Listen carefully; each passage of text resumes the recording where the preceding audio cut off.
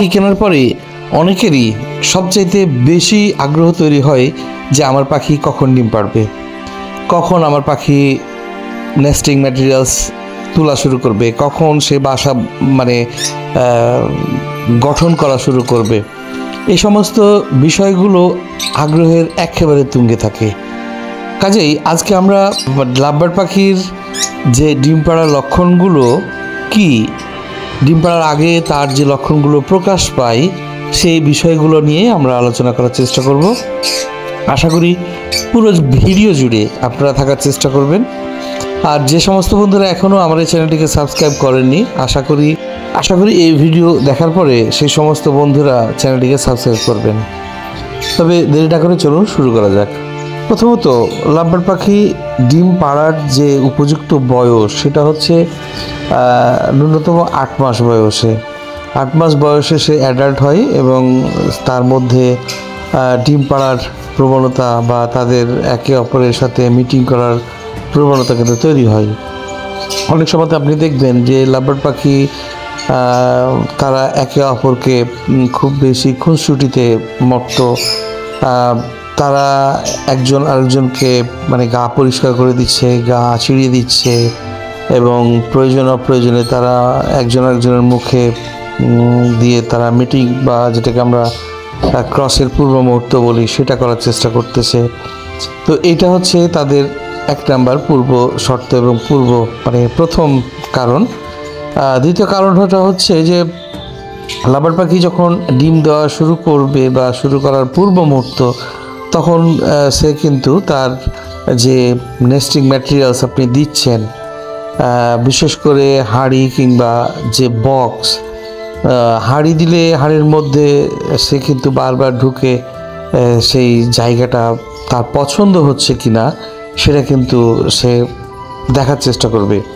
তবে এখানে বলে রাখি যে তার যে বক্স কিংবা হাঁড়ি যেটাই আপনি ডিম পাড়ার জন্য দিয়ে রাখেন না কেন, সেইটা পছন্দ করে দেবে কিন্তু নর পাখি। আপনি খেয়াল করবেন, প্রথমত নর পাখি কিন্তু বারবার ওই সমস্ত বক্সে কিন্তু যদি আপনি একটা দিয়ে রাখেন তাহলে তো কথা নাই, একটাকে বারবার ঢুকবে আসবে এবং সে আসলে প্ল্যান করবে যে কিভাবে বাসাটা তৈরি করা যায়। তো এইভাবে কিন্তু তারা আপনি যখন নেস্টিং ম্যাটেরিয়ালস দিবেন তখন সেই নেস্টিং ম্যাটেরিয়ালস কিন্তু ওই পাখি কিন্তু নিয়ে যাওয়ার চেষ্টা করবে এবং ভিতরে মাদি কিন্তু ভিতরে ঘর তৈরি করবে, আবার নরও অনেক সময় ঘর তৈরি করবে। তো এইটা হচ্ছে তাদের কমিউনিকেশান। তৃতীয় বিষয়টা হচ্ছে যে যখন তারা অ্যাডাল্ট হবে বা তারা যখন একজন আরেকজনের সাথে ক্রস করার যে পূর্ব মুহূর্ত, যেটাকে ব্রিডিং মুড বলি আমরা, সেই সময়তে কিন্তু একজন আরেকজনকে খাবার খাইয়ে দেবে এবং এটা নর পাখিটাই মাদি পাখিকে অনবরত খাইয়ে দেওয়ার চেষ্টা করবে এবং এক সময়তে সে কিন্তু দেখবেন যে তারা ক্রস করার জন্য রেডি হয়ে গেছে এবং পর্যাপ্ত সময় ধরে কিন্তু তারা ক্রস করার চেষ্টা করবে। এখানে বলে রাখা ভালো যে আপনি ক্রসের জন্য যে ধরনের স্টিক প্রয়োজন, সেই ধরনের স্টিক আপনি দিচ্ছেন কিনা এটা ম্যাটার করে পরবর্তী সে ডিম পাড়ার পরে যে ডিমটা ফার্টাইল হবে কিনা। তবে এখানে অনেকেই হয়তো ভাবতে পারেন যে আমার স্টিকটা কেমন দেওয়া উচিত। অবশ্যই একটু মোটা, যেটাতে পাখির পুরা পাটা তার মধ্যে ধরে রাখতে পারে এবং নড়বড়ে নয়। যখন তারা ক্রস করতে যাবে তখন তো তাদের একটা স্পিড থাকবে, তাই না? তো সেই অবস্থাতে যেন আপনার স্টিকটা নড়বড়ে না হয়ে যায়, আবার তারা ক্রস করতে গিয়ে পড়ে না যায়। যদি ক্রস প্রপারভাবে না হয় তাহলে কিন্তু তাদের অর্জিত যে ডিম, সেই ডিম থেকে কিন্তু বাচ্চা বেরোনোর সম্ভাবনা একেবারে 0%। তো এবার আসি আমরা চতুর্থ বিষয়ে, যে আমরা অনেকে ভাবি যে আমরা নিয়ে আসলাম, খাঁচাতে রাখলাম, আমার পাখি ডিম পাড়তে লাগলো।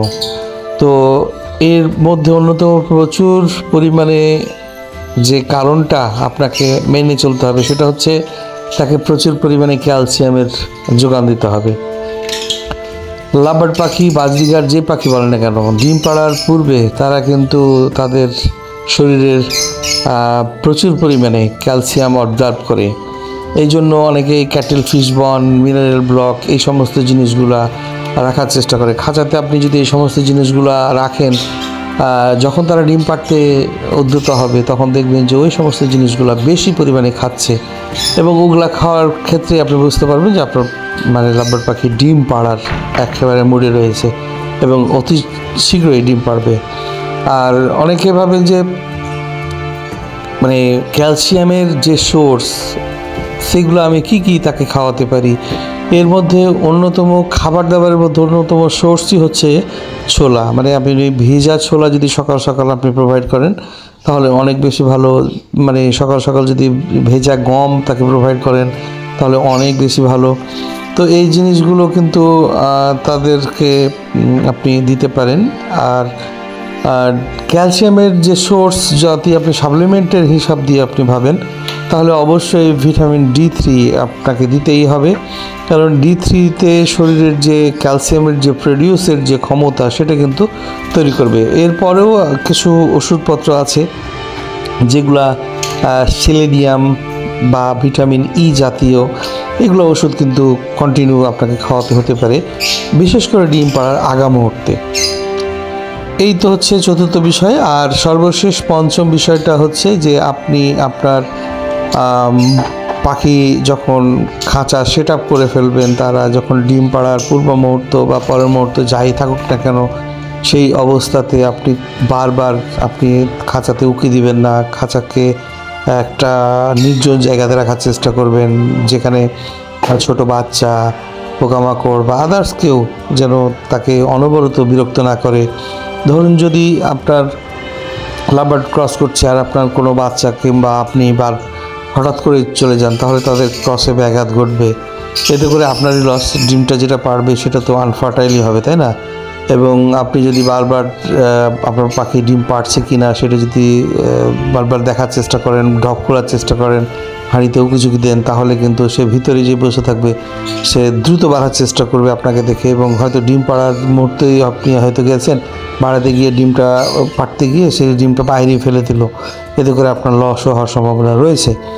তবে বিশেষ করে দিনের কোনো একটা ভাগে আপনি যখন ডিম দেখতে যাবেন তখন হাঁড়িতে কিংবা বক্সে ঠোকা দিয়ে তাকে হালকা করে বাইর করে তারপরে আপনি দেখার চেষ্টা করবেন, এবং ম্যাটেরিয়ালসগুলো ঠিকঠাক করে ডিম পাড়েছে কি না সেটা হয়তো আপনি ঠিক করলেন।